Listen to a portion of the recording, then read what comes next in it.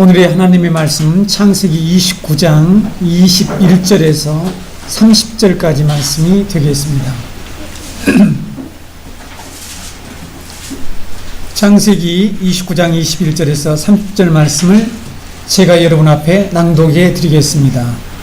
야곱이 라반에게 이르되 내 기한이 찼으니 내 아내를 내게 주소서. 내가 그들에게 들어가겠나이다. 라반이 그곳 사람을 다 모아 잔치하고 저녁에 그의 딸 레아를 야곱에게로 데려가매 야곱이 그에게로 들어가니라. 라반이 또 그의 여종 실바를 그의 딸 레아에게 시녀로 주었더라. 야곱이 아침에 보니 레아라. 라반에게 이르되 외삼촌이 어찌하여 내게 이같이 행하셨나이까? 내가 라헬을 위하여 외삼촌을 섬기지 아니하였나이까? 외삼촌이 나를 속이시면 어찌 됨이니이까? 라반이 이르되 언니보다 아우를 먼저 주는 것은 우리 지방에서 하지 아니하는 바이라. 이를 위하여 7일을 채우라. 우리가 그도 내게 주리니 내가 또 나를 7년 동안 섬길지니라. 야곱이 그대로 하여 그 7일을 채우매 라반이 딸 라헬도 그에게 아내로 주고 라반이 또 그의 여종 비라를 그의 딸 라헬에게 주어 시녀가 되게 하매 야곱이 또한 라헬에게로 들어갔고 그가 레아보다 라헬을 더 사랑하여 다시 7년 동안 라반을 섬겼더라. 아멘. 지난 시간에 야곱이 아내를 만나 결혼을 한 이 이야기, 이 사건, 그리고 12명의 아들을 낳은 사건은 교회 탄생에 관한 이야기다 라는 말씀을 여러분에게 드렸습니다. 좀 더 구체적으로 얘기하면 구약 교회의 탄생을 우리에게 보여주는 그런 사건이라고 말씀을 드렸습니다. 우리가 잘 아는 바와 같이 야곱의 이 12아들이 이스라엘 민족이 되고 이들은 사도행전 7장 38절에서 기록한 말씀처럼 광약교회가 됩니다. 그래서 창세기 29장과 30장 전반부의 말씀은 교회 탄생에 관한 이야기로 우리가 읽고 해석해야 된다는 것을 지난 시간에 여러분에게 말씀을 드렸습니다. 우리는 성경 어느 곳을 읽든지 거기서 우리를 구원하는 복음과 그리스도의 십자가를 발견할 수 있어야 합니다. 야곱이 자신의 신부를 만난 이 장소와 신부를 위해서 14년간을 수고하며 섬긴 이 사건이 예수 그리스도가 어떻게 우리를 구원하셔서 자신의 신부로 삼고 또 교회인 우리의 구원을 위해서 어떤 대가를 치르셨는지 바로 이 사건 안에 있는 복음과 그리스도의 십자가를 오늘 여러분과 함께 같이 배워보도록 하겠습니다. 그래서 우리가 지난 주일에 읽었던 이 말씀 오늘은 읽지 않았지만 시간이 들어가기 때문에 지난주에 그 말씀을 오늘 계속해서 처음부터 구체적으로 강론하도록 하겠습니다. 여러분의 이 주보의 이 제목들을 보시면서 이렇게 따라오시면 이해하기가 쉽겠죠? 우물가에서 만난 신부 이야기를 같이 한번 해보겠습니다. 첫 번째로 야곱이 자신의 신부가 될 라헬을 만난 장소에 대해서 이 1절부터 14절에 기록되어 있습니다.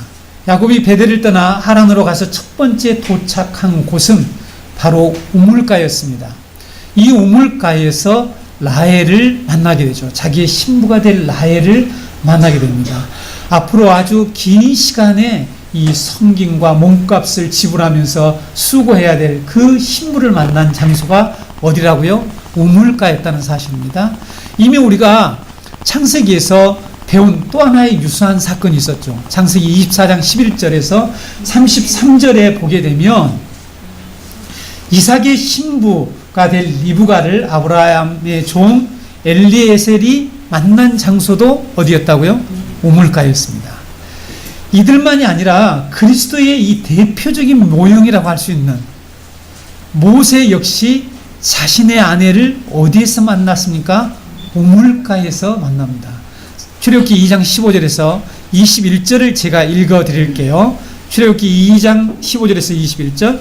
바로가 이 일을 듣고 모세를 죽이고자 하여 찾는지라. 모세가 바로의 낯을 피하여 미디안 땅에 머물며 하루는 우물 곁에 앉았더라.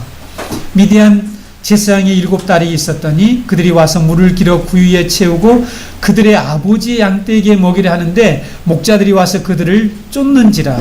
모세가 일어나 그들을 도와 그 양떼에게 먹이니라.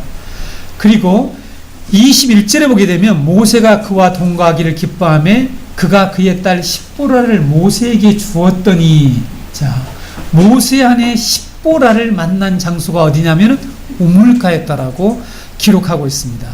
성도 여러분, 왜 구약에는 이처럼 우물가에서 신부를 만난 이야기가 반복되고 있을까요? 한 번이라도 질문해 보신 적이 있어요? 왜 신부를 만나는 이 이야기가, 자신의 신부를 만나는 이 이야기, 이런 사건이 반복되어서 기록하고 있을까? 구약의 인물들은 왜 한결같이 우물가에서 이 만날 장소가 우물가밖에 없었을까? 왜 우물가에서 신부를 만났다고 기록하고 있을까라는 것입니다.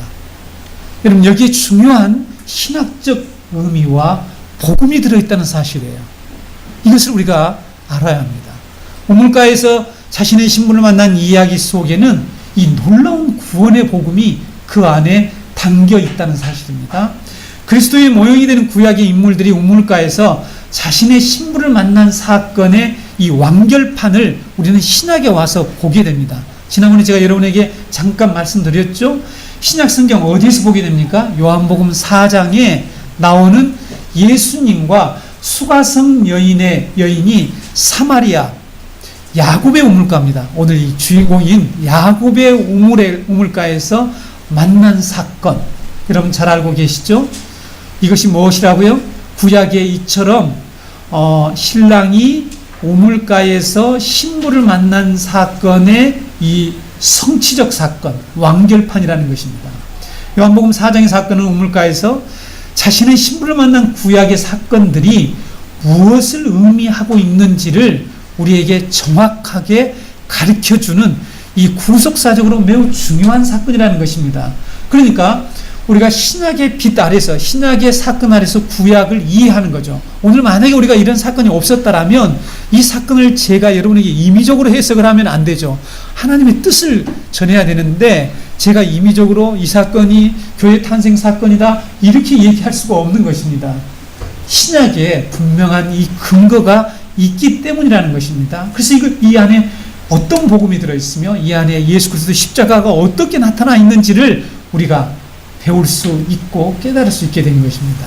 수가성 야곱의 우물가에서 예수님이 수가성 여인을 만나 다시는 목마르지 않는 영생하는 물을 그 여인에게 소개하면서 주셨죠. 나중에는 주신 사건은 우리가 그리스도를 만나기 전에 어떤 상태에 있었는지, 우리가 과연 어떤 존재인지를 잘 드러내 준다는 것입니다. 왜 그리스도의 신부인 교회는 꼭 우물가에서 신랑 되신 예수를 만날 수밖에 없는지, 왜 예수 그리스도는, 우리의 신랑 되신 예수 그리스도는 이 우물가로 찾아가서 이 여자, 자기의 신부를 만나야 되는지, 이러한 내용을 정확하게 우리에게 깨닫게 해준다는 것입니다. 그리고 자신의 신부를 궁극적으로 어디로 데리고 가려고 하시는지, 자신의 신부를 찾아와서 거기서 만나고 대화하고 교제하고 해서 궁극적으로 어디로 인도하려고 하시는지를 보여주는 우리의 구원의 아주 중대한 사건이라는 것입니다. 최초의 신랑 신부인 아담과 하와가 어디에서 살았습니까? 에덴에서 살았죠? 최초의 신랑 신부 하나님이 창조하셔서 에덴에 이끌어 두셨다고 그랬잖아요. 거기에서 결혼하고 에덴에서 살았지 않습니까? 네. 근데 거기에 무엇이 있었나요? 강이 있었습니다. 강이. 그렇죠? 4개의 강이 있었어요. 다시 우리가 지난번에 이 말씀을 항상 다 전할 수가 없습니다. 그래서 우리가 다시 한번 돌아가서 살펴볼게요. 무슨 강 있죠? 비송강, 기용강, 히데겔강, 유브라데 강, 이러한 4개의 강이 어디가 발원지라고 되어 있습니까? 네, 에덴이 발원지래요. 에덴은 어디라고 배웠습니까? 성소, 하나님의 집, 이 성소에서 발원해서, 그러니까 발원지죠. 여기서 발원해서 4강이 에덴 동산 전체를 적셨다고 되어 있죠. 자, 창세기 2장 10절 다시 한번 읽어드릴게요. 강이 에덴에서 흘러나와 발원했다는 것입니다. 동산을 적시고 거기서부터 갈라져 내 근원이 되었으니 라는 이런 말씀이 있죠. 여러분 성경 배경 공부에서 배웠던 내용 다시 한번 왜냐하면 관련되어 있고 오늘 이 말씀 우리가 해석하기 위해서는 다시 한번 살펴볼 필요성이 있습니다. 자, 강, 시내, 그 다음에 샘물, 이슬, 비는 무슨 물이라고 했습니까? 예, 살아있는 물, 생수라고 그러죠. 생수. 그랬죠? 유대인들, 성경시대 사람들은 물을 두 종류로 구분했다고 그랬지 않습니까? 그랬죠? 이 기억이 나시죠? 네. 그래서 이처럼 강이나 시내나 샘물이나 이슬이나 비는 사람의 수고와 노력으로 주어지는 물이 아니라고 그랬죠. 그렇죠? 하나님이 주시는 물이기 때문에 이거 하나님의 은혜를 상징한다고 그랬죠. 이 물은 사람들에게 생명을 주고 소생시키고 정결케 하는 능력 있는 물이라고 그랬죠.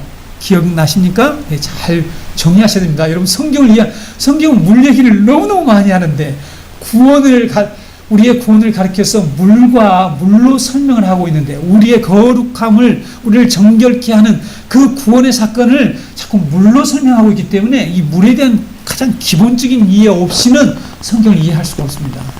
그렇죠? 네. 잘 우리 공동체 성도님들은 잘 배우셔서 말씀을 정확하게 올바로 좀 깨닫는, 그래서 복음의 이 능력이 무엇인지를 깨달았으면 좋겠습니다. 그리고 인간의 수고와 이 노력에 의해서 이 주어지는 물이 있는데 그 물이 뭐라고요? 웅덩이, 이 파서 웅덩이나 우물이라고 그랬습니다. 많은 수고와 고된 노력을 통해서 얻어지는 물이기 때문에 우물과 웅덩이는 무엇을 상징한다고 하면 인간의 이 고난, 고통, 수고, 그리고 갈증과 목마름을 상징한다라고 말씀을 드렸습니다. 그러면 다시 우리가 돌아가서 최초의 신랑 신부 아담과 하와가 어디에서 살았느냐는 것이죠. 이렇게 살아있는 생수의 강이, 4개의 강이 흐르는 온 에덴 동산을 적시는 그곳에서 살았다는 것입니다. 그렇죠? 다시 말씀드리면 하나님의 은혜가 넘치는 생명의 동산에서 살고 있었다는 것이죠. 그런데 타락으로 인해서 그들은 어떤 존재가 되었다고요? 네. 이 수고와 노력과 이 고난을 통해서 물을 먹어야 되는 그런 존재가 되었다는 것입니다. 다시 말씀드리면 우물에서 물을 다시 계속 길러서 먹어야 하는 그런 존재가 되었다라고 성경은 우리에게 말씀하고 있는 것입니다. 더 이상 하나님이 거저 주시는 은혜의 물, 생명을 주고 소생하게 하는 이 물을 먹을 수가 없고 수고와 고난을 통해서 살아가는 그런 비참한 비극적인 존재가 되었다는 거예요. 그렇죠? 왜 구약 성경에서 그리스도의 모형이 되는 이삭과 야곱과 모세가 우물가에서 자신의 신부를 만나야 하는지를 여러분 이해하셔야 합니다. 왜 글로 가야 됐느냐는 거죠. 왜 예수 그리스도가 이 사마리아의 수가성이 있는 야곱의 우물가로 가셨냐는 거죠. 가셔서 거기에서 수가성 여인을 만났느냐는 것이죠. 지금 교회를 만난 얘기를 하는 거죠. 우리를 구원하는 얘기를 하고 있다는 것입니다. 에덴 동산을 떠난 우리가 지금 어떤 상태에 있는지 우리는 이처럼 우물가에서 물을 깃는 이 여인으로 비유하고 있다는 것입니다. 우리가 이런 존재라는 거예요. 그렇죠? 성도 여러분, 우리는 물을 길어도 또 다시 그 물은 말라버리기 때문에 그 물을 다시 길어와야 되고 그런 삶을 계속 사는 거예요. 그래서 만족이 없고 갈망이 있고, 그렇죠? 뭐 돈을 많이 가진 사람도 만족할 것 같은데 그렇지 못하고, 뭐 우리도 또 그렇고, 이 세상에 끊임없이 이런 갈망과 목마름이 우리의 영육간에 있는 이 원인이 무엇이냐는 것이죠. 우리는 이 생명의 강에서 우리는 떠났기 때문이죠. 그 에덴 동산에서 추방되었기 때문이라고 말씀을 드렸습니다. 그래서 우리는 하나님의 은혜에서 떠난 존재고 하나님의 풍성한 생명을 누리지 못하고 늘 갈급한 상태로 살아가는 이런 비참한 상황에 있는, 즉 우물가에 있는 여인이라는 거예요. 우리가 우물가의 여인처럼 난 구했네, 헛되고 헛된 것을 찬양하시죠? 그럼 우리는 끊임없이 헛된 것을 이렇게 구하고 찾고 하면서 살아간단 말이에요. 그렇죠? 왜 예수님이 사마리아 야곱의 우물가에 수가성 여인을 만나러 가셨는지 그 의미가 좀 이해가 점점 되십니까? 예수님이 수가성 여인을 만나서 하신 말씀이 무엇이죠? 요한복음 4장 13절에 예수께서 대답하여 이르시되 이 물을 마시는 자마다 다시 목마르거니와 하는 이런 말씀을 하셨죠. 본래 신부가 살던 곳은 목마름이 없는 곳이었습니다. 그렇죠? 왜? 거기는 4개의 강이, 이 은혜의 강이, 생명수강이, 살아있는 물이 흐르는 강인데, 강은 뭐라고요? 살아있는 물, 생수, 우리말로 하면. 그렇죠? 이 생명수가 흐르는 강이 있는 그 곳에서 살았죠. 거기는 목마름이 없었습니다. 구약에서 신부가 될 여자들이 물을 기르러 온 것처럼 수가성 여인도 우물로 물을 기르러 나왔죠. 이때 예수님께서 물 얘기를 하시잖아요. 물을 달라고 얘기하시고 물 얘기를 하시다가 이 물은, 이 야곱의 우물에서 기는 이 물은 다시 목마르게 한다라는 분명한 우리의 상태, 지금 너희들이 어떤 존재로 살아가는지, 이 물로서는 너희들의 궁극적인 너희들의 그 갈망과 목마름을 해결할 수 없다는 것을 직시하게 해주는 것이죠. 여러분, 복음이 무엇입니까? 복음은 우리가 어떤 존재인지, 지금 어떤 상황에 살고 있는지 이것을 직면하게 해주는 것이죠. 이것을 정확히 깨달아야 합니다. 그렇지 않으면 우리는 그 다음의 말씀을 이해할 수도 없고 받아들일 수도 없게 되는 것이죠. 여러분, 이 우물, 때로는 다른 목자들에 의해서 이 우물물을 기르러 온 여인들의 사건을 자세히 다시 한번 보세요. 창세기 24장에서 오늘 우리 29장에서 그리고 출애굽기 2장에서 이 사건들을 보게 되면 이 여인들이 이 신부들이 양떼를 다 이끌고 와서 물을 먹이려고 할 때에 다른 목자들하고 힘을 합하거나 아니면은 다른 목자들이 이 물을 먹지 못하도록 방해하거나 이런 일들이 벌어졌어요. 여러분, 출애굽기 2장에 나오는 사건입니다. 아까 우리가 읽어봤죠? 네, 모세가 십보라를 만난 사건에서 볼 수가 있어요. 그래서 물을 먹는 것이 고난이에요. 고난. 우물에서 물을 길러서 먹는 것이 너무 힘들어요. 혼자 힘으로는 덮어있는 우물 덮개를 혼자 힘을 할 수 없으니까 목자들이, 남성들의 힘을 빌려야 하는 이 여인의 이 아픔과 힘든 이 과정을 통해서 지금 우리가 어떻게 살아가고 있는지, 그렇죠? 우리도 그 우물에서 곧 마르게 될 그 우물의 물을 먹으려고 다른 사람과 다투어야 하고 다른 사람에게 빼앗기기도 하고 하는 이런 삶을 지금 살고 있단 말이에요. 그렇죠? 도둑질을 당하기도 하고 강탈을 당하기도 하고 하는 이런 삶을 살고 있지 않습니까? 이것이 바로 우물가의 여인의 모습이라는 것입니다. 이것이 바로 타락한 이 교회의 모습이라는 거예요. 그래서 여러분, 왜 구약의 신랑들은 우물가로 신부를 만나러 갔는가? 그곳이 바로 신부를 만날 수 있는 곳이기 때문이죠. 대답은 간단하죠. 그곳에 가야 신부를 만날 수 있기 때문인데, 여기서 놀라운 하나님의 은혜를 발견할 수 있다는 사실입니다. 그렇죠? 목마름과 갈망, 고통과 수고를 상징하는 우물을 마시며 살아가는 우리를 예수님이 찾아오셨다는 거예요. 이런 우리의 삶의 현장으로 성육신하셨다는 것입니다. 그렇죠? 이 고통의 장소로 누가 오셨다고요? 우리의 신랑 되신 예수님이 오셨다고 말씀하고 있죠. 이게 바로 은혜라는 것이에요. 이것이 첫 번째 우리에게 주어진 은혜라는 것입니다. 우물가에서 신부를 만난 사건에서 신부가 먼저 우물로 간 일이 한 군데 다 나오잖아요. 그렇지 않습니까, 여러분? 자, 성경을 올해 열심히 읽읍시다. 네, 우리 성경을 부지런히 통독하시고 자세히 묵상하시면서 여러분 읽어보세요. 신부가 먼저 나갔습니까? 항상 신랑이 먼저 와 있어요. 그렇죠? 있다가 누구를 기다리죠? 신부들, 그 사람들을 기다리게 됐죠. 만나게 됩니다. 그렇죠? 주님이 먼저 우리를 사랑하셨죠. 하나님이 우리를 먼저 사랑하셨다고 말씀하고 있죠. 너희가 나를 먼저 사랑한 게 아니라 내가 너희를 먼저 사랑했다. 내가 너희를 먼저 찾아갔다. 이게 놀라운 은혜인 것이죠. 그렇죠? 여기서 은혜가 나타나고 있는 것입니다. 그리고 그 우물에서 그 장차 신랑이 될 그 사람이 도와주죠. 여인을 도와줍니다. 그렇죠? 여러분, 계속해서 도와주는 얘기는 하자. 물먹이도 양떼를 물먹인 일을 도와주지 않습니까? 여러분, 하나님께서 예수 그리스도 이 땅에 보내셨죠. 성령 주신하게 하셔서 우리의 이 고통의 현장으로 보내셨습니다. 우물가로 보내셨죠. 우리는 여인이죠. 우리는 그리스도 신부죠. 네, 보내셔서 우리의 일을 돕는 것이죠. 지금 돕습니다. 이 신랑이 우리를 돕고 있다는 믿음조차 지금 우리들은 이런 말씀을 보고도 확신을 하지 못한다면 우리가 받은 이 복음을 다시 한번 잘 생각해 보셔야 한다는 거죠. 성경에 나타난 그 사건 하나하나 속에 예수 그리스도가 하신 일, 그 구원의 복음이 담겨 있다는 거예요. 그렇죠? 이렇게 우리를 돕다가 궁극적으로 어디로 도대체 우리를 이끌어 가느냐는 거예요. 어디입니까? 이미 결론은 나왔죠. 뒤에서 내려야 할 결론인데 우리를 그 생명수강이 흐르는 어디로요? 에덴으로 우리를 다시 데려가려는 거죠. 우물가에서 시작해서 어디로요? 이 강이, 생명의 강이 흐르는 그곳으로 우리를 인도하는 것. 이것을 가리켜서 뭐라고요? 구원이라고 성경은 말씀하고 있습니다.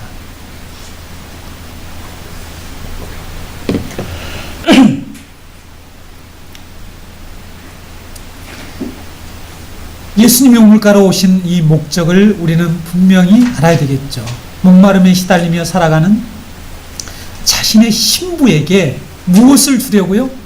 영생하도록 샘솟는 그 샘물, 그 물을 주시려고 누가 찾아왔다고요? 신랑이 우물가에 있는 여인을 찾아왔다는 것입니다.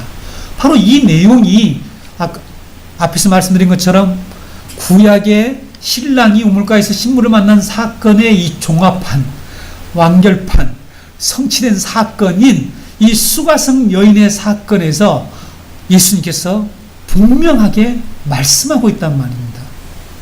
요한복음 4장 13절 14절 다시 한번 읽어드릴게요. 예수께서 대답하여 이르시되 이 물을 마시는 자마다 다시 목마르거니와. 여기서 이 물은 어떤 물입니까? 우물가의, 우물 속의 물입니다. 우물의 물. 그렇죠? 죽어있는 물이죠. 다시 목마르는 물입니다. 다시 목마르게 되는 그런 물이죠. 유대인들의 사고에 의해서 보통 물이에요. 그냥 물, 살아있는 물이 아니고, 이 물을 마시는 자는 다시 목마르거니와 14절 내가 주는 물을 마시는 자는 영원히 목마르지 아니하리니 내가 주는 물은 그 속에서 영생하도록 솟아나는 샘물이 되리라. 왜 우리의 신랑 되신 예수 그리스도께서 우물가로 우리를 찾아오셨는가 라는 거죠. 왜 야곱과 왜 이삭과 모세가 우물가로 먼저 나가서 신부를 만나려고 기다리고 있었는가? 목적이 무엇인가? 단지 거기서 우물을 잠깐 먹게 해주는 그 도움을 주려고 한 것인가? 그게 아니잖아요. 궁극적으로 무엇입니까? 그에게 영생하도록 솟아나는 그 샘물을 주시려고 거기로 찾아갔다는 것입니다. 근데 우리가 지금 어떻게 예수님을 믿고 있죠? 네. 우리는 곧 썩어서 없어질 양식을 도와달라고 주님을 믿어요. 그렇죠? 잘 생각해보세요. 주님이 그런 것도 도와주십니다. 네. 이게 우물을 먹게 해주는 일도 도와주셨잖아요. 도와줬잖아요. 이 신랑들이 와서. 맞습니까? 성경에 나와 있잖아요. 우물 먹는 데 도와줬죠. 그러나 궁극적으로 우리는 요한복음 4장에서 이 신랑이 찾아온 목적이 뭐냐라는 거예요. 그 목적은 우리에게 영생하도록 솟아나는 이 물을 우리에게 주시려고 하는 것이 궁극적인 목적이라는 것입니다. 우리와 결혼한 목적이라는 것입니다. 이것을 우리는 성경에서 분명히 깨달아야 합니다. 성경에서 우리를 구원으로 초대할 때 주로 사용되는 이 단어가 있죠. 그게 무엇입니까? 목마름이라고 하는 단어죠. 목마름. 성경에서 여러분 우물, 목마름, 이 모든 것들이 궁극적으로 우리의 상태, 그 다음에 구원과 관련시켜서 구원에 초대를 할 때 사용된다는 것을 우리가 잘 알고 있죠. 이사야 55장 1절에 오호라 너희 모든 목마른 자들아 물로 나오라. 돈 없는 자도 오라. 너희는 와서 사 먹되 돈 없이 값없이 와서 포도주와 저주를 사라. 이 말씀, 그 유명 말씀 잘 아시죠? 모든 목마른 자들아 나오라는 거죠. 그렇죠? 이것이 지금 구원으로 초대하는 것입니다. 그렇죠? 성경 우리를 목마른 자들이라고 이렇게 분명히 말씀하고 있습니다. 예수님의 신부인 우리는 은혜의 강물이 흐르는 에덴을 떠나서 항상 목마름에 시달리며 살고 있습니다. 우리가 왜 구원받아야 하는지를 알아야만이 그 예수님이 우리에게 주시려고 하는 구원을 사모할 수 있다라고 제가 이전에 계속해서 말씀드렸죠. 바로 우리는 이렇게 목마름에 시달리고 있는 존재라는 걸 인식하는 것. 그러니까 우리의 정체성, 이번에 제가 청년부들과 함께 인간의 자와 하나님의 형상이라는 책을 통해서 이 정체성, 하나님의 복음 안에서 자신의 정체성을 발견하는 이 중요한 공부를 하려고 하는데, 바로 우리의 현재의 이 모습, 이 정체를 정확하게 알아야 되겠죠. 그래야지 우리는 이 복음이 얼마나 귀하고 하나님이 우리에게 주신 은혜, 예수 그리스도가 바로 우물가에 있는 이 여인에게 찾아온 이 사건이 얼마나 크신 은혜의 사건인지를 깨닫고 믿을 수 있는 것입니다. 이런 우리를 찾아오셔서 생명수 샘물을 주시겠다는 내용이 성경의 마지막 구원의 완성을 우리에게 그리고 있는 계시록 21장 6절에서도 말씀하고 있죠. 또 내게 말씀하시되 이루었도다. 나는 알파와 오메가요 처음과 마지막이라. 내가 생명수 샘물을 목마른 자에게 값없이 주리니. 값없이 주시겠다고 말씀하고 있습니다. 처음이요 마지막이라고 하는 말씀을 이루었대요. 지금 이 말씀이 이루어진 것입니다. 무슨 말씀이요? 야곱이 우물가에 가서 라헬을 만나는 이 사건. 이삭이 물론 종이 같지만은 우물가에서 리브가를 만난 사건. 모세가 우물가에서 십보라를 만나는 이 사건. 이 사건이 궁극적으로 무엇을 의미하며 그 사건이 이루어졌다라고 이렇게 계시록에서는 말씀하고 있습니다. 성도 여러분, 구원이 무엇인지, 우리 성도는 반복해서 구원이 무엇인지를 늘 질문하면서 믿어야 합니다. 우리의 신랑 되신 예수님이 우물가에서 다시 목마르게 될 물을 기르면서 고통스럽게 살아가는 이 자신의 신부죠. 그렇죠? 본래 자신의 신부 하와입니다. 하와는 우물가에서 물을 기를 필요가 깃는 그런 여인이 아니었습니다. 그렇죠? 하와는 그런 여인이 아니었어요.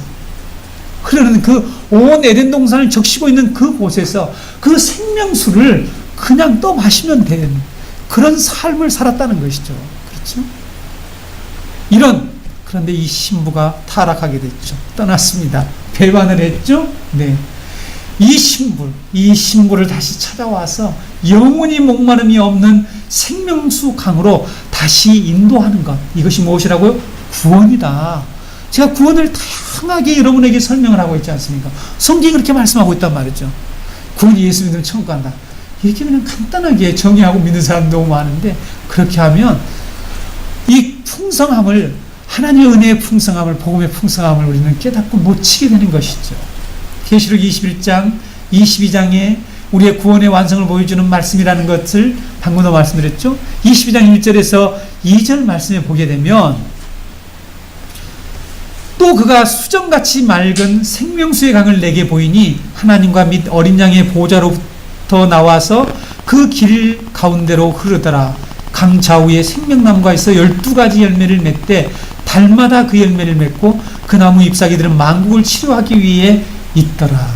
자, 수정같이 맑은 생명수 강을 보여주셨다는 거예요. 이것이 여러분 새하늘과 새 땅에서 일어날 그런 사건이죠. 그래서 여러분 구원의 완성을 생명수강이 흐르는 곳으로 우리를 인도하는 것이라고 요한계시록은 우리에게 말씀하고 있습니다. 왜 야곱과 이삭과 모세가 신부를 만나기 위해서 우물가로 갔어야 했는지를 여러분 아시겠죠? 이해가 되십니까? 아직 이해가 안 되십니까? 제가 이렇게 설명을 자세히 했는데, 예. 자, 두 번째, 신부를 얻기 위해 2배나 섬기며 대가를 지불하는 우리가 야곱에 대해서 살펴보겠습니다. 15절에서 20절의 말씀을 보게 되면 우물가에서 만난 라헬과 결혼을 하기 위해서 야곱이 외삼촌 집에서 7년 동안을 며칠처럼, 아주 짧은 기간처럼 섬겼다라는 내용이 나오죠. 삼촌을 섬겼다라고 얘기하고 있습니다. 15절에서 20절의 말씀 그렇게 나오죠. 라반이 일한 품삯을 야곱에게 계산을, 한 달을 살고, 야, 품삯은 어떻게 하지? 이렇게 물었죠. 품삯을 어떻게 하면 좋겠어? 이렇게 했더니 야곱은 그 사이에 어떤 일이 벌어졌습니까? 예, 라헬에게 눈이 꽂혔어요. 그렇죠? 라헬을 사랑하고 있었습니다. 그래서 야곱은 품삯이요? 제가 7년 동안 삼촌을 섬길 테니까 라헬을 저에게 아내로 주세요. 이렇게 품삯을 라헬과 바꾸는 이런 과정이 오늘 기록되어 있습니다. 여러분, 당시 결혼을 하려면 지참금을 얼마를 내야 하는지 혹시 알고 있습니까? 혹시 창세기 묵상하면서 알고 계십니까? 네.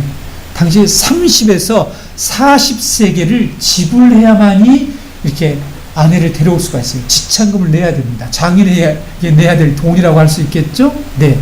당시 문헌에, 당시에 누지문헌이라는 이런 문헌에서 나온 내용입니다. 고대 문헌에서 학자들이 연구한 거죠. 문헌에 보게 되면 이렇게 지참금으로 30에서 40세겔을 지불해야 되는데, 그러면 10세겔은 어느 정도의 가치인가 하면 목자가 1년 동안 일해서 받는 임금이 얼마라고요? 10세겔이에요. 10세겔.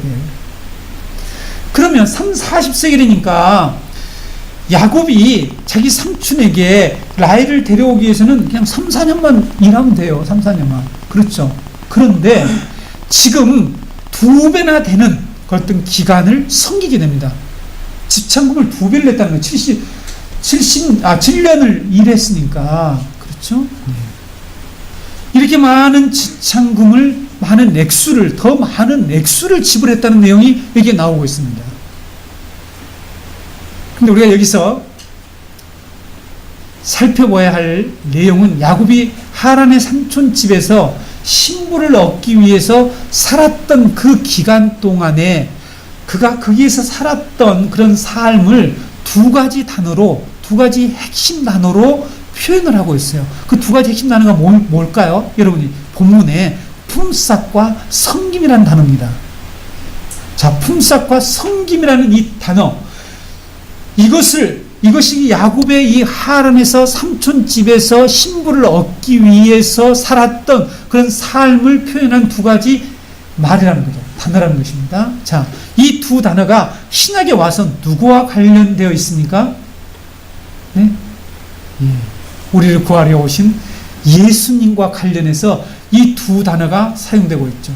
여러분이 잘 아시는 마가복음 10장 45절 말씀에 인자가 온 것은 섬김을 받으려 함이 아니라 도리어 섬기려 하고 자기 목숨을 많은 사람의 대속물로 주려 함이니라. 여기 지금 개역성경에 대속물로 주려 함이라고 했는데 세번역 성경 다시 한번 읽어드릴게요. 인자는 섬김을 받으러 온 것이 아니라 섬기려 왔으며 많은 사람을 구원하기 위하여 몸값으로 자기 목숨을 내주려 왔다. 이렇게 되어 있어요. 몸값으로 자기 목숨을 내어주러 왔다. 이렇게 되어 있습니다. 이게 몸값입니다. 여러분, 여기서 예수님은 섬김과 몸값을 치르기 위해서 오셨다라고 말씀하고 있죠. 예수님의 섬김의 목적이 뭘까요? 우리가 이 말씀 전후문에 보면 제자들에게 섬기는 자가 되라 이런 말씀하면서 하기 때문에 우리가 도덕적으로 우리가 본을 보이라는 거구나. 남을 섬기고. 그래서 우리는 여기 섬김의 목적을 몰라요.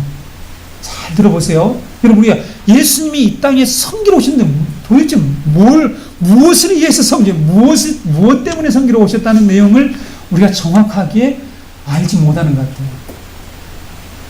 그래서 우리는 이걸 도덕적으로 이해하고 있잖아요. 다른 사람들, 교회를 섬기라, 다른 지체를 섬기라, 이런 식으로 섬기라고 하는 이런 의미로 우리가 이해하고 있죠. 맞습니까? 그렇잖아요. 아니, 저도 과거에 그렇게 알고 있었습니다. 이거는 그리스도인은 남들을 좀 섬기고 남에게 이렇게 대접하고 막 이렇게 하라. 근데 여러분, 오늘 말씀에 의해서 이 본문을 보세요. 예수님이 이렇게 섬김의 목적이 뭡니까? 섬기러 오신 목적이 뭡니까? 신부를 얻기 위해서. 우리 때문에, 교회 때문에요. 우리의 구원을 위해서 섬기는 거예요. 지금 야곱이 왜 거기서 7년 동안 또 그 다음에 속아가지고 또 7년, 14년 동안을 섬깁니까? 신부를 얻기 위해서 섬겼다는 거죠. 그래서 여기서 예수님이 섬기러 오셨다고 할 때에 그냥 일반 도덕적으로 그냥 착하게 살아라, 성년들이 하는 그런 말로 생각하는 것은요, 성경을 잘 모르는 것이죠. 예수님이 목적도 없이 그냥 섬기라 하는 게 아니죠. 섬김의 그 이유, 목적이 분명히 있었는데 우리를 위해서, 자신의 신부를 위해서 섬긴 것입니다. 그리고 자신의 신부를 얻기 위해서 몸값을 지불했다는 거예요. 그렇죠? 이 값을, 품삯이죠, 품삯. 이 품삯을 대속물이라고 합니다. 그래서 여기에 중요한 신학적 의미가 있다고 제가 말씀드렸죠. 이 대속물, 대속, 속전, 이 모든 것들이 바로 예수 그리스도가 십자가에서 우리를 대속해서 죽으신 그 죽음을 얘기하는데, 야곱에게서는 이것을 지금 품삯이라고 말하고 있다는 것입니다. 그러므로 야곱이 자신의 신부를 위해서 2배에 가까운 값을 지불하고 14년이라는 기간 동안 라반을 섬긴 사건은 그리스도가 자신의 신부인 교회를 얻기 위해서 이 땅에 오셔서 구원하기 위해서죠. 이 땅에 오셔서 온갖 고통을 당하죠. 고난을 당하지 않습니까? 십자가를 지시면 엄청난 고난을 당하잖아요. 인간의 몸을 입고 온 자체도 고난일 뿐만 아니라 그분이 33년 동안 이 세상에 사는 동안에 온갖 고난과 수고를 하며 그 섬기는 일과, 그리고 십자가에서 자신의 피를 흘려서 그 값으로 자신의 신부인 교회를 구원할 것을 미리 우리에게 보여주는 사건이라는 것이죠. 예표적 사건이라는 것입니다. 복음이 들어있는 것이죠. 제가 뭐라고 그랬습니까? 우리는 성경을 어디를 읽든지 복음과 예수 그리스도 십자가를 발견할 수 있어야 한다. 이제는 좀 신앙생활을 오래 했으면, 그렇죠? 여러분, 아직까지 그 부분이 잘 안 된다면 여러분 이 말씀 나누는 시간을 자세히 들으시고 이제 여러분의 이 시각을 이 복음의 관점으로 성경을 읽어내는 그런 성숙한 성도들이 되셔야 합니다. 그래야만이 여러분에게 믿음이 생기고요, 하나님이 우리를 예수 그리스도를 통해서 긍정적으로 그의 신부인 우리를 인도해서 데려갈 그 곳이 어떤 곳인지 그것이 구체화된단 말이에요. 근데 구체적이지 않아요. 예수 믿고 천국 간다. 천국이 어떤 곳인데 막연하단 말이죠. 본문 20절을 보게 되면 야곱은 라헬을 위해서 7년이라는 세월을 섬기면서 그 기간을 아주 짧은 기간처럼 보냈다라고 얘기하고 있죠. 짧은 기간처럼, 며칠처럼 보냈다 이렇게 얘기죠. 경험 있으시죠? 네. 사랑하는 사람과 같이 있으면 너무 시간이 잘 가. 집에 빨리 안 들어가면 지금 아빠한테 지금 야단 맞을 지금 12시가 자정이 가까운데도 시간이 벌써 금방 가는 거 체험해 보셨죠? 아직 연애 안 해보신 우리 가람이는 지금 무슨 얘기를 하는지 잘 모르는 것 같아요. 네. 사랑하는 사람과 같이 있는 시간이 너무나 빨리 지나간다는 것을 우리가 이 경험적으로 알고 있는데, 지금 그 얘기를 하는데, 여러분, 지금 우리의 그런 얘기를 하려고 할까요? 연애 얘기를 하려고 할까요? 지금 여기서 뭐 제가 이 말씀을 연구하면서 보니까 뭐 결혼 얘기, 연애 얘기만 하면서 하는데 그 얘기하는 게 아니죠. 네. 이유가 뭐라고 그랬습니까? 왜 그렇게 며칠처럼 아주 짧게, 그 7년이라는 기간이 너무 짧게 지나간 그 이유가 뭐라고 그랬죠? 네. 라헬을 사랑하는 까닭이다라 이렇게 되어 있죠. 라헬을 사랑했기 때문에 이렇게 7년이라는 기간이 너무나 금방 지나갔다라고 고백합니다. 그런데 또다시 속임을 당하잖아요. 그렇죠? 결혼식을 일주일 동안 잔치를 하는데 때가 차서 라헬을 달라고 해서 결혼 잔치를 딱 베풀어 놓고 삼촌이 속이잖아요. 속에서 엉뚱한 자기가 별로 좋아하지 않는 언니를 들여보낸 거예요. 속아가지고 다시 7년 동안을 또 이렇게 섬기게 되는데, 그때도 30절에 보게 되면 그 기간을 보냅니다. 무엇 때문에요? 그 기간을 이처럼 고생하며 섬길 수 있었다고 고백합니까? 레아보다 라헬을 더 사랑했기 때문이라고 말씀하고 있습니다. 여러분, 여기에서 십자가의 그 사랑, 십자가의 사랑이 나타나 있지 않습니까? 그렇죠? 십자가의 사랑이 여기 나타나 있는 거죠. 예수님이 우리를 신부로 삼기 위해서 이 땅에 오셔서 이 섬기고 고난을 받고 수고하고 십자가에서 몸값을 지불하시고 하는 이런 모든 과정들을 억지로 했다라고 말씀하고 있습니까? 자원하는 마음으로, 그렇죠? 기쁘게 그 일을 감당을 했는데 그 이유가 무엇이라고? 사랑이기 때문에, 신부를 사랑했기 때문이라고 말씀하고 있는 것입니다. 라헬이 자신을 신부로 맞이하기 위해서, 라헬을 자신의 신부로 맞이하기 위해서 14년간이나 온갖 수고와 고난을 받으며 일하는 야곱을요, 라헬이 옆에서 지켜보았겠죠. 한쪽에서 보았을까요? 보았을까요?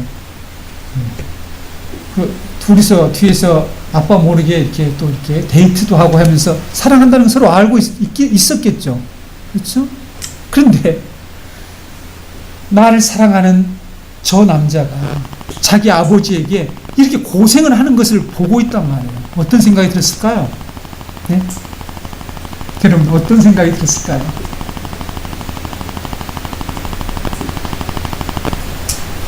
자신을 얼마나 사랑하는지를 느꼈을까요? 못 느꼈을까요? 느꼈겠죠? 이야, 나 하나 얻기 위해서 저렇게 뼈 빠지게 고생을 하는구나. 우리 아버지한테 당하고 있네? 뭐, 이런 어떤 생각들을 했겠죠. 이야, 나를 저렇게 사랑하는구나. 감격하며 감사한 마음이 있었을까요? 없었을까요? 네? 없었을까요? 저는 있었다고 생각합니다. 옆에서 보면서, 나를 자기 신부로 삼기 위해서 저렇게 고생을 하는구나. 감사했을 것 같아요. 하나님은 왜 모세를 통해서 지금 이 야곱의 결혼 이야기를 광야교회에게 들려주실까요? 제가 늘 질문하지 않습니까? 여러분, 이 본문에 대상이 있단 말이에요. 이 창세기를 지금 듣는 첫 번째 독자인 광야교회가 있는데, 이 광야교회가 왜 이런 말을 하냔 말이에요. 왜 이런 말씀을 전하느냐는 거예요.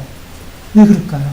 하나님이 지금 이스라엘 백성들을 사랑하셔서, 그렇죠? 이스라엘 백성들은 하나님의 신부라고 표현하고 있어요. 이사야서는 나 여호와는 너희 남편이다 이렇게 얘기하고 있잖아요. 그래서 이스라엘 백성은 하나님의 신부예요. 이 신부로 삼고, 누구를요? 이스라엘을 신부로 삼고 고난과 수고의 우물가에서 이 목마른 상태에서 갈급한 상태에서 살아가는 이들을 구원해내서 지금 어디로 이끌어요? 젖과 꿀이 흐르는 그 약속의 땅, 궁극적으로 새하늘과 새 땅, 천국, 그렇죠? 에덴 동산, 생명수 강이 흐르는 그 에덴 동산으로 데려가려고 하는데 이들이 도대체 사랑을 못 깨닫는 거야. 하나님 사랑을 깨닫지 못하는 거야. 거기서 끝나는 게 아니라 안 가려고 그래. 또 안 가려고 해요. 여러분, 우리도 주의해야 됩니다. 이 세상에 예수 믿는 사람들 중에 이 세상이 너무 편한 사람은요, 천국을 안 가려고 하는, 그런 천국을 별로 신경을 안 쓰고 그냥 교회 다니는 사람이 있을 수 있다는 사실을 잘 기억하셔야 합니다.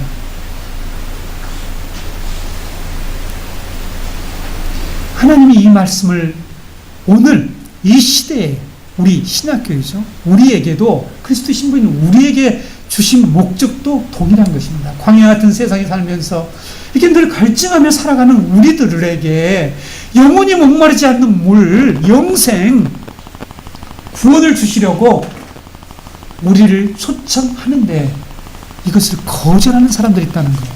그렇죠? 세상을 이처럼 사랑하시잖아요. 사랑하사 독생자를 주신 그 사랑을 깨달으라고 이 말씀을 주셨다는 거니까요. 라헬이 여러분 옆에서 보고 한번 잘 묵상을 해보세요. 무슨 생각이 들어요? 이야, 저 남자 나를 사랑하는 대가가 저렇게 고생하는구나, 수고하고 있구나, 7년을 이렇게 금방 지냈다고 고백을 하는구나. 예수님이 그러셨다는 거죠. 예수님이 이 땅에 오셔서 33년을 살면서 우리를 사랑했기 때문에, 제가 이런 말 정치를 안 하는데, 제가 김광석에 사랑했지만 CD를 신청했습니다. 그대를 사랑했지만, 이런 내용이 쭉 나오잖아요. 봉성가에도 가끔 들면 뭔가 이렇게 좋은 영감이 떠오릅니다. 아니, CD 곧 옵니다. 사랑했지만, 그대를 사랑했지만, 주님이 우리를, 신랑 신부인 우리를 그렇게 사랑했지만 우리는 그 사랑을 못 깨닫는 거예요. 지금도 그 사랑을 못 깨달아요. 그래서 억지가 너무 많아요, 신앙생활이. 여러분, 억지로 한다는 것은 복음을 모른다는 것입니다. 이 복음의 간격에 한 번도 경험이 없다라고 볼 수가 있는 것이죠. 억지로 하면 안 됩니다. 저는 결코 공동체를 이끌어가면서 목사로서 억지로 시켜본 적이 없습니다. 억지로 기도도 안 시키고, 억지로 찬양도 안 시키고, 물어보고, 그리고 2번 물어봅니다. 3번 안 물어봅니다. 잘 기억해주세요. 2번 물어하기만 하면, 아, 네, 기다리겠습니다. 믿음이 생기고 감동이 있으면 하시죠. 저는 이렇게 인격적으로 대우해서 정말 하나님과 이 관계에서 먼저 자신이 이렇게 은혜를 받고 깨닫고 이런 가운데서 우리가 주님의 일을 하고 해야지 억지로 하면 안 됩니다. 우리 아내들과 여자친구는 감동을 받을 때가 있어요. 아주 작은 것에 감동을 받습니다. 물론 큰 것에는 더 감동을 잘 받지만 아주 작은 것을 챙겨주고 작은 선물에 어떤 것을 아주 기억해주고 할 때 감동을 받죠. 우리 여성동지 여러분 맞습니까? 네. 남편이 자신의 생일이나 결혼기념을 챙겨준다 할지 선물을 해주면 사랑을 느끼게 됩니다. 감동을 받고 감격해야죠. 근데 우리 남성들은 여성들의 이 작은 것에 감동한다는 걸 잘 몰라요. 박기현 집사님, 우리 잘 모릅니다. 잘 몰라요. 예. 지금 남 얘기하는 게 아니에요. 지금 제 얘기를 하고 있는데요. 이렇게 적은 것에 감동한다는 것을 우리가 모르고 우리 남성들이 그걸 잘 못할 때가 많아요. 물론 잘 하시는 분이 있어요. 우리 교회 집사님들도 잘 하시는 분이 있다는 걸 저도 잘 알고 있습니다. 네. 남자 청년 여러분 여기에 우리 진혁이랑 다 현민이랑 들어보세요. 연애 잘하려면 여성들이 여자친구들이 작은 일에 감동한다는 것을 꼭 기억하기를 바랍니다. 작은 것에 감동합니다. 그런데 여러분 제가 이런 얘기 하려고 하는 것이 아니라 성도 여러분 우리의 신랑 되신 예수님은 우리를 위해서 자기의 목숨을 선물로 주셨대요. 왜? 우리를 사랑하기 때문에 사랑해서 주셨다라고 성경이 말씀하고 있죠. 이 작은 선물에도 신부, 우리 아내들, 여성들은 감격한다고 하잖아요. 감격하는 우리란 말이죠. 저도 누군가가 저를 인정해주기만 해도 저도 감사하게 느낍니다. 선물을 안 줘도, 그래서 누가 선물을 가져오게 되면 이 선물보다도 오히려 저를 찾아주고, 저를 인정해주고, 그것을 저는 더 감사하다. 저는 누가 진지하게 편지 한 장을 써주는 것을 더 귀하게 여깁니다. 그냥 선물 딱 주는 것보다도 또 이렇게 써갖고 오라는 뜻이 아니고요. 네. 편지를 써서 정말 목사님 이런 점이 저에게 너무 좋았습니다. 이런 진지한 고백이 감동을 주잖아요. 감격하게 만든단 말이죠. 자, 이런 작은 선물들에도 감격하는 우리인데 목숨까지 바치며 사랑해 주셨다는 이 복음을 듣고 우리는 정말 감격을 해본 적이 있을까 하는 거죠. 나를 위해서 나를 자기의 신부로 삼기 위해서 이 영원한 신랑 되신 예수님이 나를 구원하기 위해서 나를 자신의 신부로 부르기 위해서 이 고통스러운 세상 인간의 몸을 입고 내려오시고 더 이상 뒤집을 수 없을 정도로 자 보세요. 이 2배의 지금 지참금을 냈다는 것 더 이상 완벽한 지참금을 내서 더 이상 뒤집을 수가 없어요. 그러니까 3, 40세기만 주면 되는데 70세기란 완전 수잖아요. 7년이라고 하는 엄청난 이런 대가를 지불했죠. 그렇죠? 그것도 2번이나 그런 일을 이 몸값을 지불하셨다는 이 놀라운 구원의 소식을 듣고 우리는 정말 이 복음에 감격하며 감사한 적이 있는가 그렇게 하고 있는가 하는 거죠. 이것을 오늘 우리에게 깨우쳐 주시려고 하나님께서 광야교회와 신학교인 우리에게 이 말씀을 하고 있다라고 저는 굳게 믿고 있습니다. 내가 진정으로 그리스도의 사랑을 체험하고 감격해하는 성도인가를 확인할 수 있는 길이 있어요. 이거는 이론이 아니에요. 이건 그냥 하는 얘기 아닙니다.